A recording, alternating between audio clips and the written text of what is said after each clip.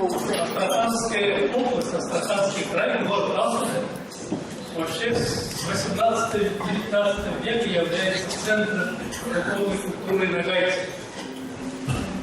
Имеется в виду газета «Эдель» Абрахама Умерова, его светская такая новометодная школа,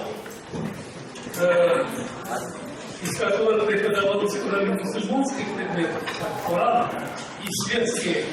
Но он, Абрахам Умеров, как раз соединил раздельное обучение национальных детей, и девочек, и мальчиков.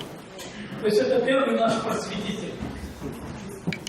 И поэтому и типографская газета «Идель» вообще просветительство, национально-демократическое просветительство конца XIX века до 30-х годов XX века зародилось в Астрахани. Об этом хорошо пишет в своей книге. Вот эта традиция, это свидетельство, она прервалась в 30-х, 90-х годах. Ну, по известной вам причине системы, политической системы. И в 90-х годах именно с помощью просветителей, историков Черкесии, Дагестана, Киргизского района мы начинаем возрождать. Возрождение нагайских и астраханских нагайцев – это культурная революция, потому что вы в числе татар, в списке народов СССР вы не вчислились нагайцев.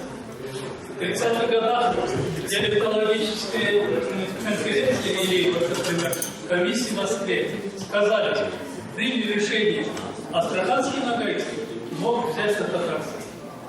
Баба-Юртовские нагайцы может вполне учиться на кумыкском. Как вот нас без нашего согласия. Видимо, когда сопротивления не было. Поэтому вот так получилась такая вот частичная такой вот геноцид по филологически. В душе мы были двойственные. Когда астраханцы помогается, спрашивали, ты что по национальности? Он сказал в 50-х, я татарин, вообще-то